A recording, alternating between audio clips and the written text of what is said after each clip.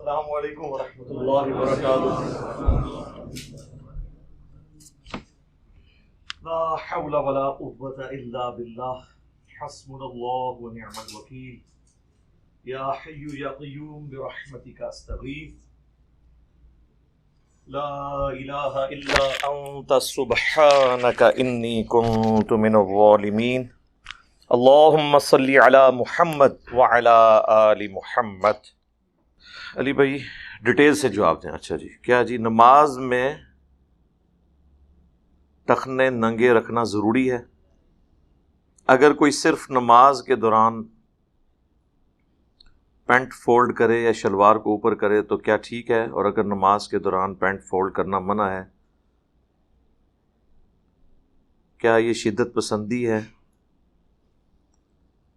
دیکھیں، یہ جو ٹخنے ننگے کرنے کا مسئلہ ہے نا، ایٹ لیسٹ اہل سنت کے ہاں تو یہ متفقہ مسئلہ ہے کہ مرد کے لیے ٹخنے ننگے رکھنا سنت ہے۔ بخاری اور مسلم دونوں میں حدیث ہے کہ اللہ کے نبی صلی اللہ علیہ وآلہ وسلم نے فرمایا کہ جس کا کپڑا مرد کا ٹخنوں سے نیچے ہو تکبر کے طور پر تو وہ آگ میں ہے۔ اسی طریقے سے صحیح مسلم میں ایک حدیث ہے کہ اگلے زمانوں میں ایک شخص تھا جو اپنی تہمت کو گھسیٹ کر چل رہا تھا، تکبر کی وجہ سے اللہ نے اسے زمین میں دھنسا دیا اور وہ قیامت تک اسی حالت میں دھنستا رہے گا، والعیاذ باللہ تعالی۔ ایک اور حدیث ہے صحیح مسلم میں جس میں تکبر کے طور پر آزار بند کو، تہمت کو، شلوار کو یا پینٹ کو جو ٹخنوں سے نیچے لوگ رکھتے ہیں ان کے بارے میں وعید ہے کہ قیامت والے دن اللہ تعالیٰ ان کی طرف نظر رحمت نہیں فرمائے گا، والعیاذ باللہ تعالی، نہ ان سے کلام کرے گا۔ اس قسم کی کئی احادیث ہیں بخاری مسلم میں۔ آپ کو کمبائنڈ فارم میں مشکات کے اندر کتاب اللباس ایک چیپٹر ہے، اس کے اندر یہ ساری حدیثیں مل جائیں گی۔ اچھا، یہ جو ٹخنے ننگے کرنے والا ایشو ہے نا، اسپیسیفکلی نماز کے حوالے سے، تو اس میں ایک حدیث ہے جس کی صحت میں اختلاف ہے۔ سنن ابی داؤد میں حدیث ہے، مسند امام احمد میں ہے، اور کئی ایک کتابوں میں حدیث موجود ہے، اور میرے علم کی حد تک صرف شیخ البانی نے اس کے صحت کے اوپر کلام کیا ہے۔ باقی تو ہمارے جتنے محدثین ہیں دور حاضر میں، شیخ زبیلی زئی رحمہ اللہ تعالی، یا قدیم جو ہمارے علماء ہیں، امام حاکم، امام ذہبی، امام نووی، یہ سارے بڑے بڑے ائمہ اس حدیث کو صحیح مانتے ہیں کہ ایک شخص اس حال میں نماز پڑھنے کے لیے آیا کہ وضو کرنے کے بعد جب وہ نماز کے لیے آنے لگا تو اس کی تہمت ٹخنوں سے نیچے تھی، تو اللہ کے محبوب صلی اللہ علیہ وآلہ وسلم نے فرمایا کہ وضو دوبارہ کر کے آؤ، اور پھر ساتھ فرمایا کہ جس کا تہمت یا آزار ٹخنوں سے نیچے ہو اللہ تعالیٰ اس کی نماز قبول نہیں کرتا۔ یہ الفاظ ہیں۔ اب یہ بڑی سخت وعید ہے۔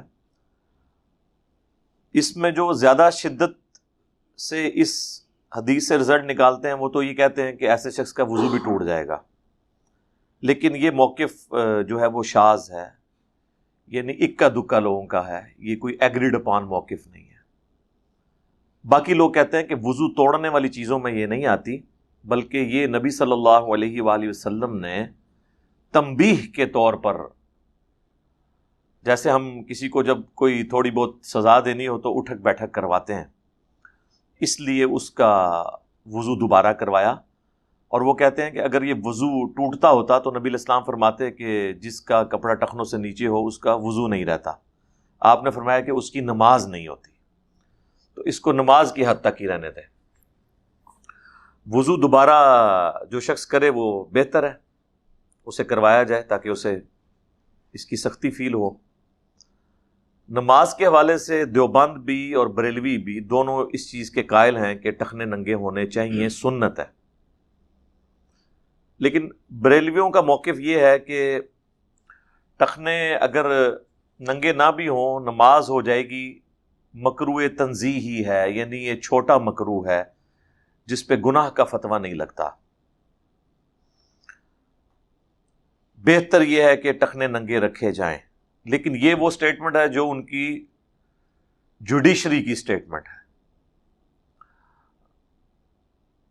پبلک کو جو انہوں نے کہانی کرائی ہوئی ہے نا، وہ یہ ہے کہ یہ ٹخنے ننگے رکھنا یہ وہابیوں کا طریقہ ہے، دیوبندیوں کا طریقہ ہے، بریلویوں نے یعنی یہ پٹی پڑھا دی. دیوبندی اور اہل حدیث دونوں کو کمبائنڈ طور پہ یہ وہابی کہتے ہیں. لیکن کتابوں میں یہی ہے کہ ٹخنے ننگے ہوں. خود الیاس قادری صاحب، یہ جو سبز پگڑی والی جماعت جو اب رنگ برنگی پگڑیوں میں کنورٹ ہو چکی ہے، ان کے جتنے ممبرز ہیں ان کو تاکید ہے کہ وہ ٹخنے ننگے رکھیں. میں خود بھی اس جماعت میں رہا ہوں. ہم لوگ اس زمانے میں بھی ٹخنے ننگے رکھتے تھے، لیکن عموماً جو بریلوی ہیں وہ ٹخنے ننگے نہیں رکھتے. کئی تو علماء بھی اسی حالت میں نماز پڑھا دیتے ہیں، اور وہ کہتے ہیں کہ جی افضلیت غیر افضلیت کا مسئلہ ہے. پھر ایک اور کہانی یہ بھی ان کو کرائی گئی ہے جو کسی حد تک درست تھی، لیکن اس کو امپلیمنٹ انہوں نے غلط کیا. صحیح بخاری میں حدیث ہے، مسلم میں بھی ہے، کہ نبی علیہ السلام نے نمازی کو کپڑے اور بال سمیٹنے سے منع کیا ہے کہ کوئی بالوں کا جوڑا کر کے نماز نہیں پڑھ سکتا.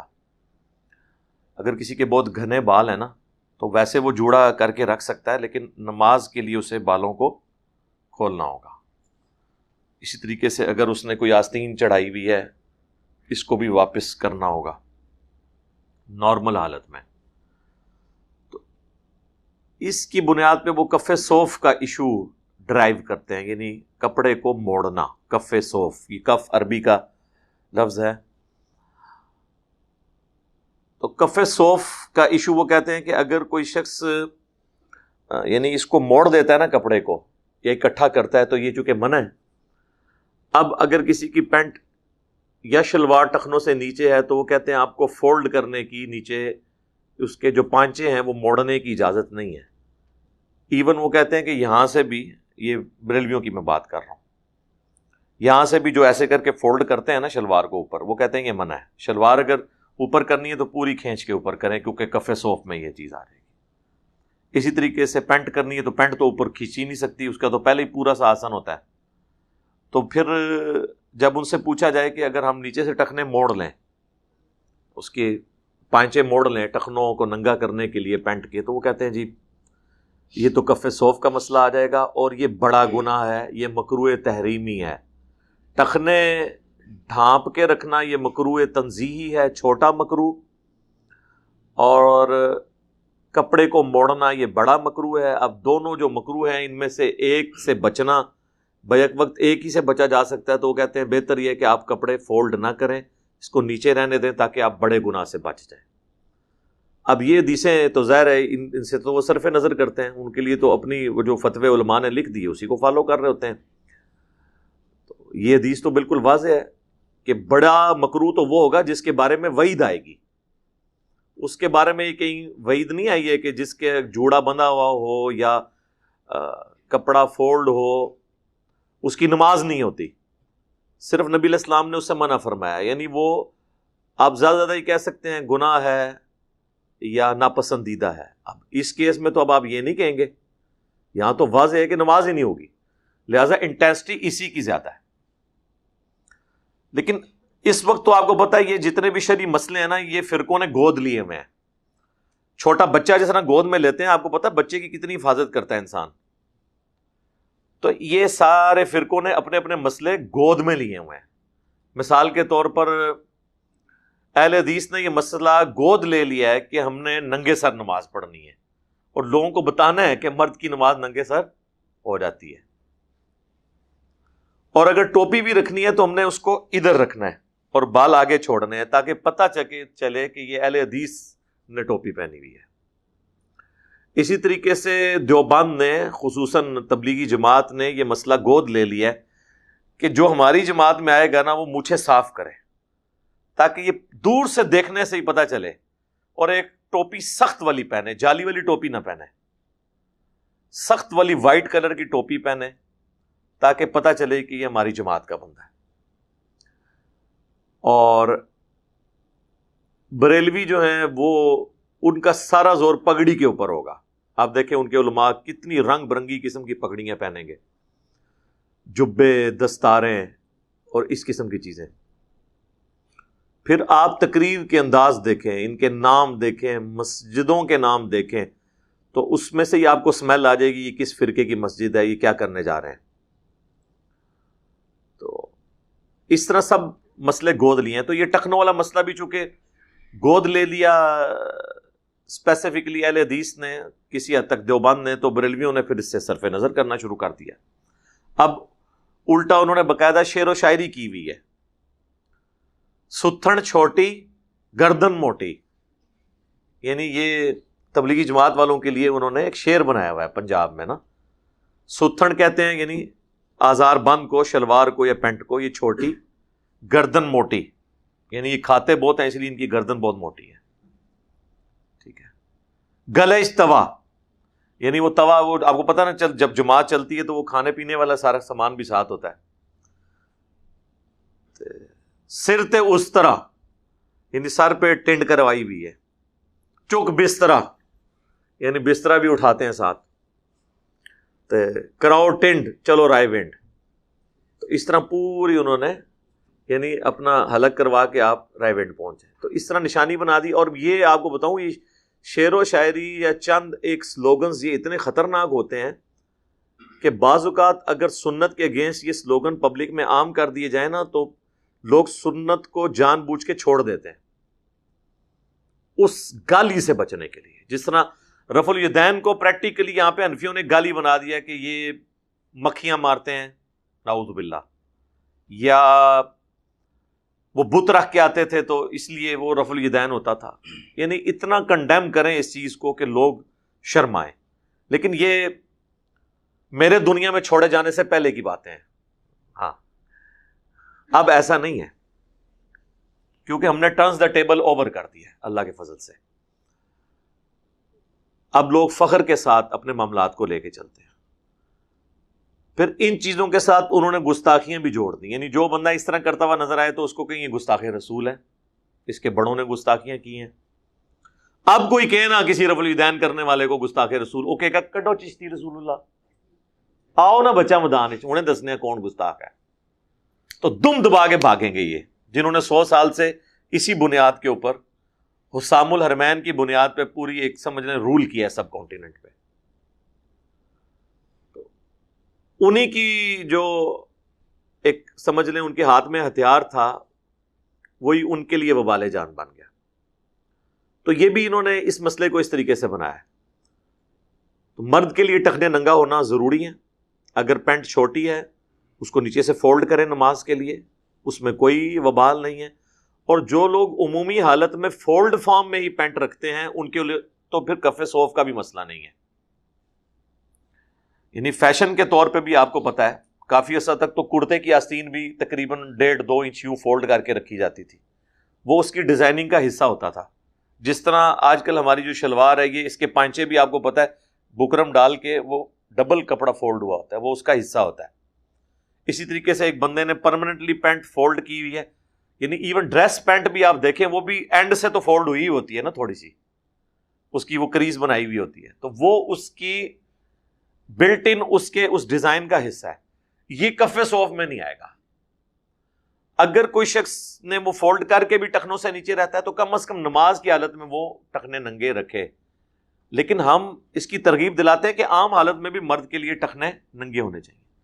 اب بعض لوگ اس میں یہ پلی لے لیتے ہیں کہ سیدنا ابو بکر صدیق رضی اللہ تعالیٰ عنہ کے بارے میں صحیح بخاری میں ایک حدیث ہے کہ انہوں نے کہا یا رسول اللہ میں کوشش تو کرتا ہوں صلی اللہ علیہ وآلہ وسلم کہ اپنا آزار بند ٹخنوں سے اوپر رکھوں، لیکن پھر بھی کبھی کبھار وہ ایک طرف سے ڈھلک جاتا ہے، مگر یہ کہ میں اسے پکڑ کے اوپر کر لیتا ہوں. یعنی وہ جو چند سیکنڈز کے لیے بھی نیچے ڈھلکتا تھا وہ اس کو بھی اپنے لیے وبال سمجھتے تھے. تو میں اس کا کیا سولوشن کروں؟ اب اس کا یہ بھی سولوشن بڑا مشکل ہے کہ آزار بند کو بہت چھوٹی سلوا لی جائے کہ جا کے گھٹنے ہی ننگے ہونے شروع ہو جائیں. تو نبی الاسلام نے فرمایا کہ تم تکبر کے طور پر ایسا نہیں کرتے. یہ حضرت ابو بکر صدیق رضی اللہ تعالیٰ عنہ کی فضیلت میں حدیث لی ہے حضرت امام بخاری نے یہ بتانے کے لیے کہ تکبر سے آزاد ہونے کی گارنٹی سیدنا ابو بکر صدیق رضی اللہ تعالیٰ عنہ وعلیہ السلام کو نبی علیہ السلام نے دی ہے۔ پھر امام بخاری نے یہ حدیث کتاب اللباس میں لی اور اس میں انہوں نے چیپٹر کی ہیڈنگ باندھی کہ اگر تکبر نہ ہو تو کپڑے کا ڈھلک جانا کیسا، اور اس سے یہ حدیث لی ہے، جس کی وجہ سے غامدی صاحب اور باقی لوگوں کا یہ موقف ہے کہ اگر تکبر نہ ہو، ایون غامدی صاحب کا نہیں، پرانے اسلاف میں بھی امام نووی جو ہیں جنہوں نے ریاض الصالحین لکھی ہے 676 ہجری میں فوت ہوئے، آج سے آلموسٹ 800 سال پہلے، ان کا بھی یہی موقف ہے کہ اگر تکبر نہ ہو اور کسی کا کپڑا ٹخنوں سے نیچے ہو تو اس میں کوئی گرفت نہیں ہے۔ لیکن ابو داؤد میں ایک اور حدیث ہے جس میں نبی علیہ السلام نے فرمایا کپڑوں کا ٹخنوں سے نیچے ہونا ہی تکبر ہے۔ تو تکبر کی ڈیفینیشن نبی علیہ السلام نے خود کر دی ہے، اب اس میں بھاگنے کی گنجائش نہیں ہے۔ دوسرا، سیدنا ابو بکر صدیق رضی اللہ تعالیٰ عنہ نے حضور علیہ السلام سے یہ نہیں کہا کہ میں ٹخنوں سے نیچے کپڑا رکھتا ہوں، وہ کہتے ہیں میں کوشش کرتا ہوں کہ اوپر رہے، بعض اوقات تھوڑی دیر کے لیے، جس طرح کہ مطلب ان کے سیرت کی کتابوں میں ملتا ہے کہ ان کا پیٹ تھوڑا بڑھ گیا تھا، اس کی وجہ سے سلپ ہو جاتی تھی کبھی تامد، مگر یہ کہ میں اس کو کنٹرول کر لیتا ہوں۔ انہوں نے یہ نہیں کہا کہ میں رکھتے ہی نیچے ہوں، یہ تو چیز ہی کوئی اور ہے، اس سے یہ کہنا کہ وہ نیچے رکھتے تھے تو بالکل غلط ہے۔ انہوں نے تو اس میں کہا ہے مگر یہ کہ میں اسے سنبھال کے اوپر کر لیتا ہوں، پھر بھی اگر تھوڑے لمحے کے لیے بھی چلی جائے اس پہ تو میرے پہ گرفت نہیں ہوگی، یعنی اتنا تقوی کا لیول۔ تو آپ فرمایا کہ تم وہ جو نیچے ہوتا ہے نا، وہ تم تکبر کے طور پہ نہیں کرتے، یعنی وہ خود بخود ہوتا ہے۔ یہ تو حضور نے نہیں کہا کہ بھی نیچے ہی رکھ لے، بار بار اتنے ہی نہ کرنا پوے۔ اچھا، یہ سارے مسئلے مردوں کے لیے ہیں، عورت کے لیے ضروری ہے کہ وہ ٹخنوں سے نیچا رکھے۔ حتیٰ کہ ابو داؤد میں حدیث ہے کہ ایک عورت تھی تو اس نے کہا کہ میں جب مدینہ شریف میں اس طرح چل کے مسجد تک آتی ہوں تو ہزار بند جو نیچے ہوتا ہے وہ زمین کے ساتھ رگڑ کھاتا ہے، تو وہ پاکی ناپاکی کا ایشو رہتا ہے۔ تو نبی علیہ السلام نے فرمایا کہ جب تم کسی اس طرح ناپاک جگہ سے گزرتی ہے، اس کے بعد کوئی پاک جگہ بھی آتی ہے، انہوں نے کہا آتی ہے، یعنی مٹی، پہلے کسی گندی جگہ کی مٹی لگی، لیکن یہ گیلی مٹی کی بات نہیں ہو رہی، خشک، اس کے بعد پاک جگہ کی مٹی لگی، تو آپ نے فرمایا جو بعد والی مٹی جو اس کو لگتی ہے وہ اسے پاک کر دیتی ہے، اس کو اوپر کرنے کی اجازت نہیں دی آپ نے عورت کے لیے۔ ٹھیک ہے، باقی ایک ضعیف روایت ہے کہ جس میں کہ اگر کسی کے پاؤں ننگے ہوں اس عورت کی نماز نہیں ہوتی، وہ روایت بھی ضعیف ہے، ابو داؤد کے اندر وہ موجود ہے، مشکات میں بھی موجود ہے، وہ صحیح روایت نہیں ہے، کیونکہ بعض اوقات عرب کی جو عورتیں ہیں وہ مسجد نبوی میں، بیت اللہ شریف میں جو ڈیوٹی پہ مامور ہیں، تو وہ پاؤں بھی ڈھمپوا رہی ہوتی ہیں نماز کے دوران۔ پاؤں پورا ڈھانپنا عورت کے لیے ضروری نہیں ہے، ٹخنے ننگے نہیں ہونے چاہیے، لیکن وہ عرب کے لوگ ذرا سختی کرتے ہیں، وہ کہتے ہیں جی پاؤں بھی عورت کا نظر نہ آئے۔ بلکہ وہاں تو آپ نے دیکھا جو ڈیوٹی پہ گیٹس پہ عورتیں بیٹھی ہوتی ہیں انہوں نے تو ہاتھ میں بھی دستانے وہ کالے پہنے ہوتے ہیں، حالانکہ یہ کلائی سے لے کے آنورڈ یا ٹخنوں سے نیچے ان جگہوں کا پردہ نہیں ہے شریعت کے اندر، یہ ایگریڈ اپون مسئلہ ہے، بل بعض لوگ غلوب بھی کرتے ہیں۔ تو سیدنا ابو بکر صدیق رضی اللہ تعالیٰ عنہ کی اس بات سے آپ پلی نہیں لے سکتے، کیونکہ ابو داؤد میں واضح حدیث ہے ٹخنوں سے کپڑا نیچے کرنا ہی تکبر ہے۔ یہ تکبر کیوں ہے؟ اگلے زمانوں کے اندر بادشاہ جو ہیں وہ بڑے بڑے لباس پہنا کرتے تھے، لباس ظاہر ایک مہنگا آئٹم ہوتا تھا، پھر بادشاہوں کے لباس تو آپ کو پتہ ہے، تو وہ اپنا روب ڈالنے کے لیے اپنی رعایا کے اوپر بڑی بڑی گونے پہنتے تھے جو پیچھے لٹک رہی ہوتی تھی، زمین سے وہ ربڑتی ہوئی جس کو کہتے ہیں رگڑ کھاتی ہوئی آتی تھی، جن کی بہت لمبی ہوتی تھی، وہ پیچھے سے لوگ کھڑے ہوئے ہوتے تھے یوں کر کے، اس کو 8-8 10-10 بندوں نے ان کا وہ گون اٹھایا ہوتا تھا، ان کو کہا جاتا تھا ٹیل کیریئر، یعنی اس کی جو دم نکلی ہوئی ہے اس کو کیری کرنے والے، اسی کی ایبریویشن ہے ٹی سی، ٹیل کیریئر، کہنا ٹی سی کردہ ہے، خوش آمدی، وہ سارے ٹی سی کرنے والے لوگ ہوتے تھے، ٹیل کیریئر۔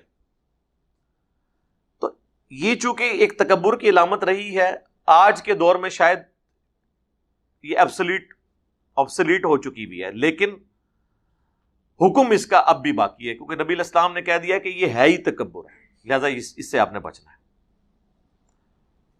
اس پہ میری ویسے ڈیٹیل ویڈیوز آلریڈی ریکارڈڈ ہیں، کافی دیر اس کے اوپر لگا دی ہے کیونکہ یہ مسئلہ بہت لوگ پوچھتے ہیں، تو میں نے کہا چلیں اب ظاہر ہے میں نے وہ رٹی رٹائی باتیں تو نہیں، جو بھی اللہ تعالیٰ دماغ میں ڈال دیتا ہے، شرح صدر کرتا ہے، وہ میں بیان کر دیتا ہوں۔ ایک حدیث بڑی رکت انگیز ہے صحیح بخاری کے اندر۔ سیدنا عمر کو آپ کو پتہ ہے صحیح بخاری میں ان کی شہادت کا واقعہ بڑی تفصیل کے ساتھ آیا ہے، کئی صفحوں میں پھیلی ہوئی حدیث ہے۔ ان کو جب زخم لگا تو 2-3 دن کے بعد جو طبیب تھے، ڈاکٹرز، انہوں نے بتا دیا کہ آپ نہیں بچ پائیں گے، کیونکہ معدہ اتنا کٹ گیا تھا کہ جو چیز بھی وہ کھاتے تھے وہ نکل جاتی تھی، اور سخت تکلیف کے عالم میں تھے۔ جب تھوڑی بہت ہوش آتی تھی تو وہ نماز کے بارے میں پوچھتے تھے، اور پھر ساتھ فرماتے تھے نماز کے بغیر بندہ کس کام کا۔ تو اسی دوران لوگ ان کی آپ سمجھ لیں عیادت کے لیے، کیا آخری زیارت کے لیے آ رہے تھے، ابھی تو مطلب سانسیں تو چل رہی تھیں، لیکن ظاہر لوگوں کو پتہ چل گیا کہ اب یہ بچیں گے نہیں۔ تو جس طرح یہاں پہ بھی ہوتا ہے جب کسی بوڑھے بندے کا آخری وقت قریب آتا ہے یا ڈاکٹر جواب دے دیتے ہیں تو اس کے رشتہ دار آ کے ملنا شروع کر دیتے ہیں اس کو، تو لوگ آ کے ملتے تھے، ان کی پاس کھڑے ہو کے ان کی تعریف بیان کرتے تھے۔ جب لوگ ان کی تعریف بیان کرتے تو حضرت عبداللہ ابن عباس نے کہا کہ آپ کی وجہ سے اللہ نے اسلام کو اتنی عزت دی۔ انہوں نے کہا کہ میری تو خواہش ہے کہ میری نیکیاں اور گناہ برابر ہو جائیں، میں برابر بھی چھوٹ جاؤں، تو یہ بھی بہت بڑی سعادت ہے میرے لیے۔ یعنی آپ اندازہ کریں ایک شریف آدمی کتنا اللہ سے ڈرنے والا ہوتا ہے۔ اسی دوران صحیح بخاری کے الفاظ ہیں کہ ایک نوجوان آیا جس کا ازار بند ٹخنوں سے نیچے تھا، تو جب وہ واپس جانے لگا نا تو سیدنا عمر نے اسے مخاطب کر کے کہا کہ بیٹا اپنی ازار کو اوپر کر لو، یوں تمہارے کپڑے بھی پاک رہیں گے اور یہ تمہارے رب کی خوشنودی کا باعث ہے۔ اب یہ ایشو اتنا کریٹیکل ہے کہ سیدنا عمر مرض الموت میں ہے، سخت تکلیف میں ہے، اس حالت میں بھی انہوں نے اس نوجوان کو اس معاملے پہ ٹوکا۔ اگر یہ ہلکا معاملہ ہوتا تو وہ جانے دیتے۔ جو بندہ اتنی تکلیف میں بیٹھا ہو نا، وہ چھوٹے موٹے معاملات کو نہیں باردر کرتا کہ اس نے ننگے سر نماز کیوں پڑھی ہے، ٹھیک ہے، اس نے جو ہے وہ سرخ رنگ کا کرتا کیوں پہنا ہوا ہے۔ یہ چھوٹی موٹی باتیں مولوی نکالتے رہتے ہیں نا باتیں۔ اتنی تکلیف میں ایک کریٹیکل ایشو، انہوں نے کہا یہ تمہارے رب کی خوشنودی کا باعث ہے اور یوں تمہارے کپڑے بھی پاک ہوں گے، اے نوجوان اپنے تہمت کو اوپر کر لو۔ تو میرا خیال ہے یہ حدیث کافی ہے یہ چیز بتانے کے لیے کہ اس کی انٹینسٹی، اس کی سختی شریعت کے اندر کتنی زیادہ ہے مرد کے لیے کہ اس کے ٹخنے ننگے ہوں۔ ڈاکٹر ذاکر نائک نے آج سے تقریباً کوئی 15-20 سال پہلے ایک لیکچر دیا تھا انگلش میں، if label shows your intent wear it. اگر گیٹ اپ یا لیبل یہ بتائے کہ آپ کس کمیونٹی سے تعلق رکھتے ہیں تو اس کو اڈاپٹ کریں۔ تو اس میں انہوں نے کہا تھا کہ مسلمان مرد کی 2 نشانیاں ہیں، نمبر 1 ٹخنوں کا ننگا ہونا، اور نمبر 2 سر کا ڈھانپ کر رکھنا، چاہے ٹوپی کے ذریعے ہو، چاہے رومال کے ذریعے، پگڑی کے ذریعے، یہ ایک مسلمان کی نشانی ہے۔ لیکن اس میں بھی سر کا ڈھانپنا گناہ کے لیول کی چیز نہیں ہے، ننگے سر ہونا، لیکن ٹخنوں والا مسئلہ جو ہے یہ سخت ہے۔ آپ دیکھ لیں ڈاکٹر ذاکر نائک سے زیادہ کس کا ایکسپوئر ہے انٹرنیشنل لیول پہ، دنیا کے کس ملک میں نہیں گئے ہیں، لیکن انہوں نے کبھی بھی آر محسوس نہیں کیا۔ ان کی پینٹ بھی ٹخنوں سے اوپر ہوتی ہے، تو کوئی فرق پڑ جاتا ہے۔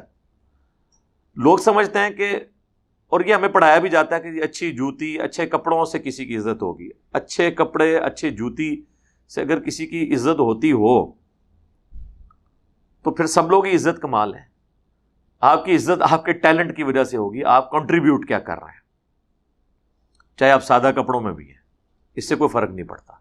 اور نہ کسی سے شرم محسوس کرنی چاہیے سنت پر چلنے کے اعتبار سے۔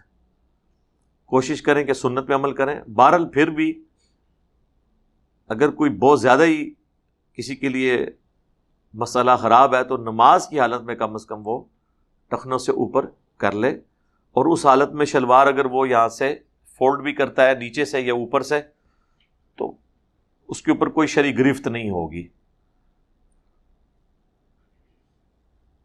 کیونکہ یہ اب مسئلہ فرقہ واریت سے جڑا ہوا ہے، اس لیے وہ آپ کو پٹیاں تو بڑے لوگ پڑھائیں گے۔ مفتی اکمل صاحب نے بھی اس کے اوپر بڑا کلام کیا اور بڑا سمجھایا، اور اس میں اس حد تک انہوں نے غلو کیا کہ وہ کہنے لگے کہ دیکھیں کوئی اللہ تعالیٰ کو یہ پسند نہیں ہے کہ آپ کے ٹخنے ننگے ہوں، ورنہ تو موزہ اور جراب پہننے کے اوپر بھی پابندی ہوتی۔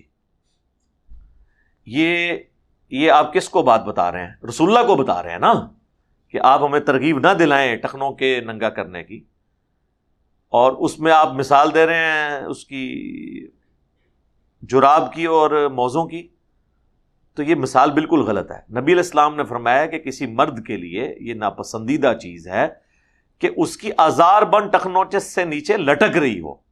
تو جراب کیا اوپر سے نیچے لٹک رہی ہوتی ہے یا پاؤں پہ پہنی جاتی ہے؟ موزے پاؤں میں پہنے جاتے ہیں، یہ اوپر سے باندھ کے لٹک نہیں رہے ہوتے۔ تو یہ دو بالکل ڈیفرنٹ چیزوں کو مکس کر کے ایک سنت کی نفرت دل کے اندر ڈالنا اور کہنا جی ٹخنے ننگے۔ ٹخنے ننگوں سے مراد ہم یہ لیتے ہیں کہ جو آپ نے آزار بند باندھی ہوئی ہے وہ ٹخنوں سے نیچے لٹک نہ رہی ہو، ٹخنوں کو اس نے ڈھانپا ہوا نہ ہو، آزار بند نے۔ یہ جرابوں اور موزوں کے لیے ہم بات نہیں کر رہے ہوتے، لیکن اب جب انہوں نے نفرت پیدا کرنی ہے تو اس میں اس قسم کے چٹکلے چھوڑ دیں گے۔ اس لیے میں کہتا ہوں کہ اکثر علماء نے داڑیاں رکھی نہیں ہوئی ہیں، داڑیاں لٹکائی ہوئی ہیں، یعنی وہ ایک گیٹ اپ دینداری کا اڈاپٹ کیا ہوا ہے، اندر سے وہ اپنے فرقے کے دائی ہیں، نبی علیہ السلام کے سنت پہ عامل نہیں ہیں، اور اس امام میں سارے ننگے ہیں۔ میں آپ کو بتاؤں آج بریلوی اگر اناؤنسمنٹ کر دینا کہ کل سے ہم ننگے سر نماز پڑھیں گے، آپ دیکھیں گے اہل حدیثوں نے پگڑیاں باندھ لینی ہیں۔ ہاں ویسے ان کو پتہ ہے پگڑی سنت ہے، جب ان کے حنفیوں سے مناظرے ہوتے ہیں تو یہ پھر مسلم شریف کی وہ حدیث پیش کرتے ہیں کہ نبی علیہ السلام نے جو ہے وہ پگڑی کے اوپر مسح کیا، تو اس سے صرف پگڑی کا مسح ثابت نہیں ہوتا، پگڑی پہننا بھی ثابت ہوتی ہے۔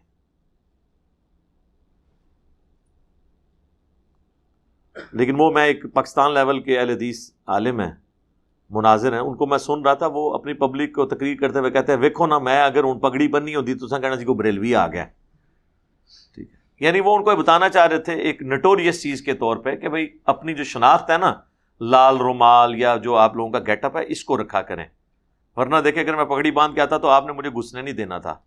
تو یہ میسج دے رہے تھے پگڑی والا کوئی ہماری مسجد میں نہ گھسے، یہی رزلٹ اس میں سے نکلے گا نا۔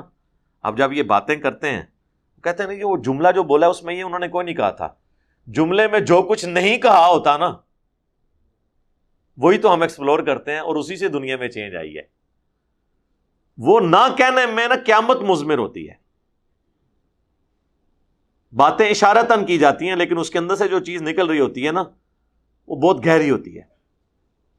اور میں اکثر جب بھی کوئی حدیث واقعات بیان کرتا ہوں تو وہی پوائنٹ بیچ میں سے اجاگر کرتا ہوں تاکہ آپ لوگوں کے دماغ کھلیں اور آپ کو سمجھ آئے کہ کس لیول کا آپ کے ساتھ فراڈ کیا گیا۔